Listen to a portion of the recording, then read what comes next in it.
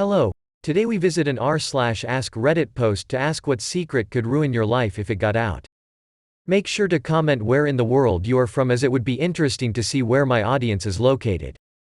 With that, sit back and enjoy. I haven't told my parents, my husband knows, but I quit my job to become a stripper recently. I have more quality time with my family, I am more financially stable, I've gotten into better shape, and I don't have to worry about budgets or bills as bad. If we need something in the house, it can go on the monthly or the weekly lists depending on severity. If Hubs needs a new project, I can give him his guy time. If my kid is sick, I can afford the medicine. I don't have to worry about money, and neither will my family compared to my childhood, where I spent my time extremely worried about whether we would have food, electricity, heat or AC, or tampons. It feels good to be in a stable home, and even if I am stripping to do it, I am happy to be able to provide for my family the way I am. I draw furry porn and make great money off of it. I have a normal job, but I use the art money for things I want, like expensive clothes or Bath and Body Works candles. Edit. I just woke up and too many of y'all responded and I don't have time for this. Anyways, this isn't a job you drop everything for, nor can you live off. It's a side hustle and gets me the little things I want on the side. It's mostly Discord commissions, and I'm not telling you the type of art, it is too embarrassing.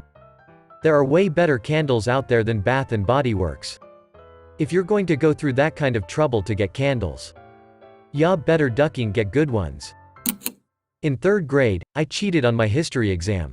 In 4th grade, I stole my Uncle Max's toupee and I glued it on my face when I was Moses in my Hebrew school play. In 5th grade, I knocked my sister Edie down the stairs and I blamed it on the dog. When my mom sent me to the summer camp for fat kids and then they served lunch, I went nuts and I pigged out and they kicked me out. But the worst thing I ever did. I mixed a pot of fake puke at home and then I went to this movie theater, hid the puke in my jacket, climbed up to the balcony and then, I made a noise like this. Wah. And then I dumped it over the side, all over the people in the audience.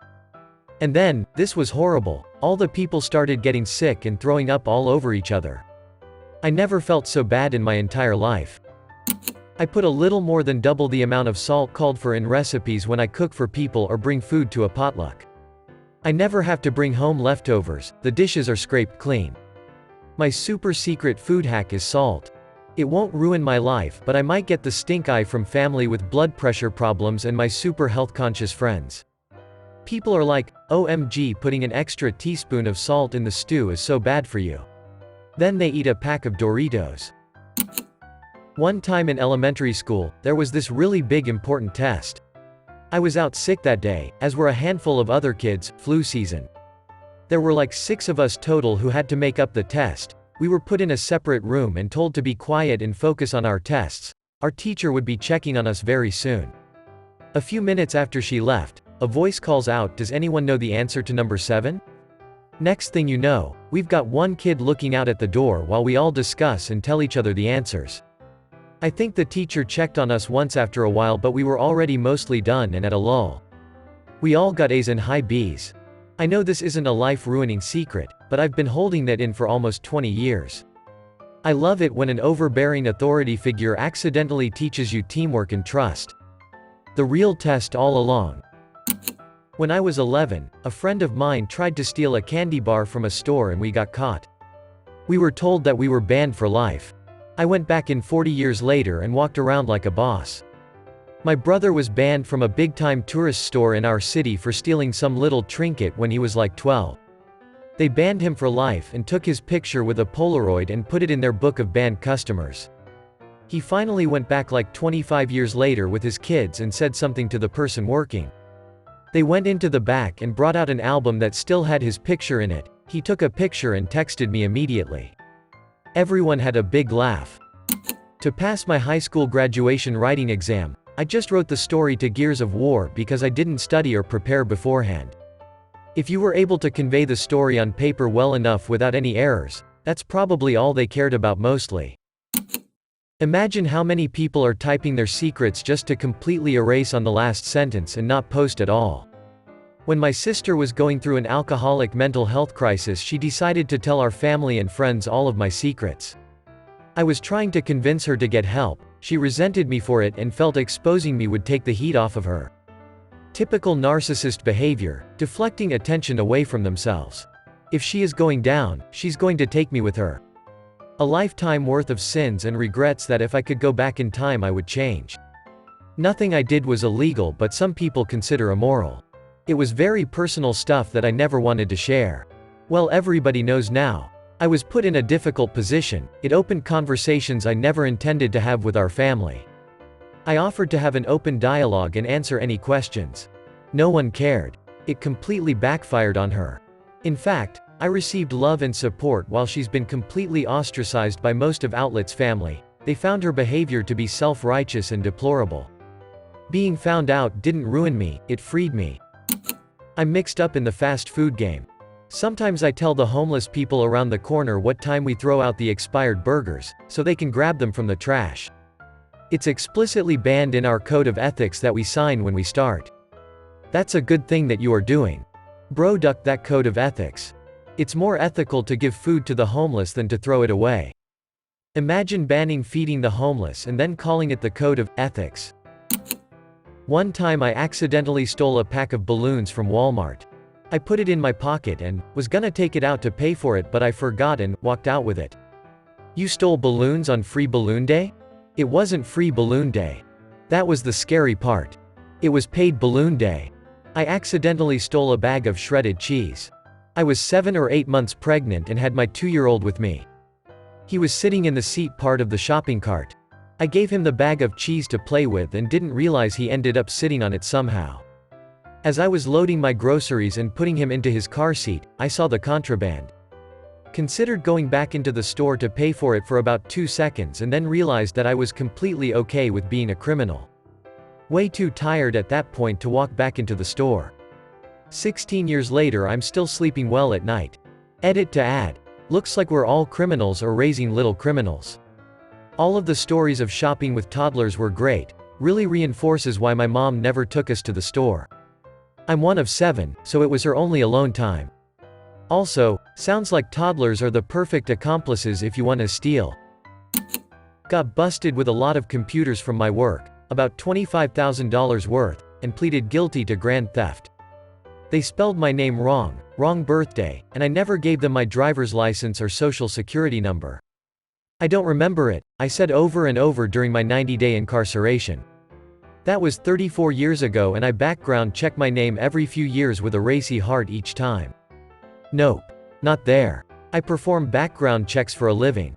A name-based check will not accomplish much as your identifiers don't match. If you ever end up getting fingerprinted, that could lead to a potential headache. Felony convictions should be reported to the FBI.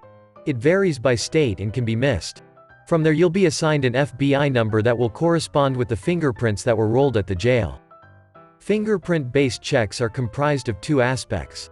A state portion for where you live and a federal portion for any other history.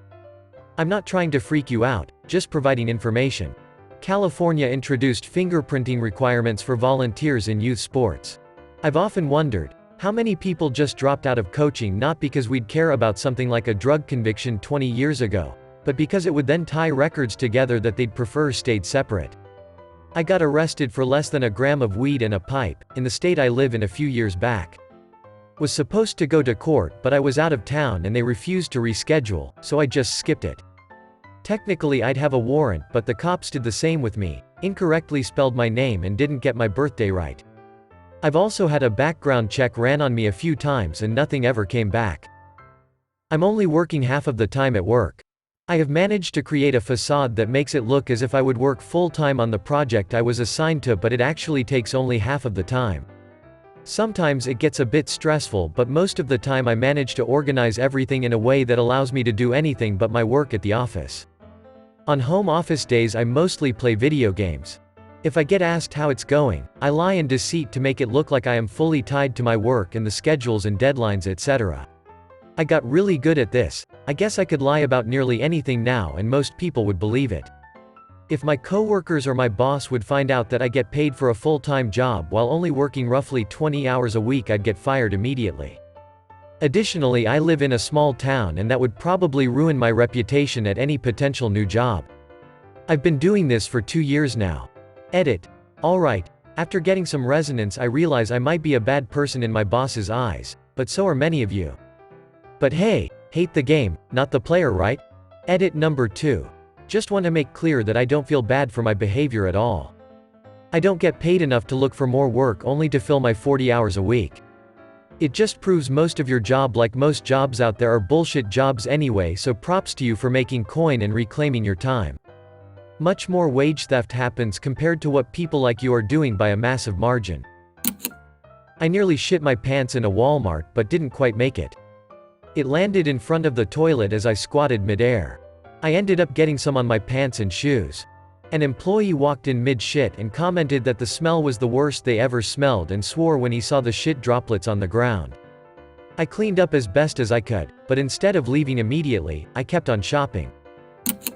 Nice try, Fed. In all seriousness? I'm the only person in my mother's will. She never told me why, and I don't think she ever will. Why would it ruin your life? My family is unfortunately a sack of petty money whores who happen to dislike me for a lot of reasons, the most notable being my sexuality. I don't know why she chose me, but she did. The reason it would ruin your life is probably also the reason why she chose you. I wouldn't want to give my money to money whores who dislike my child either, especially if one of the reasons they dislike them is over something harmless they have no control over. When I was 11, I was told to take out the trash and I did. For context, my family had a grill with a box of matches next to it and it was fall, but I burned some dead leaves for like 2 minutes. Then I stomped on them to put out the fire, but all that did was push it right next to our house. Then the house went up in flames. My parents had very well-paying jobs, so they were able to pay for the damages, but when the authorities came and firefighters put out the fire, they were wondering how it started. The authorities suspected someone jumped to the fence and lit up the leaves to burn our house down.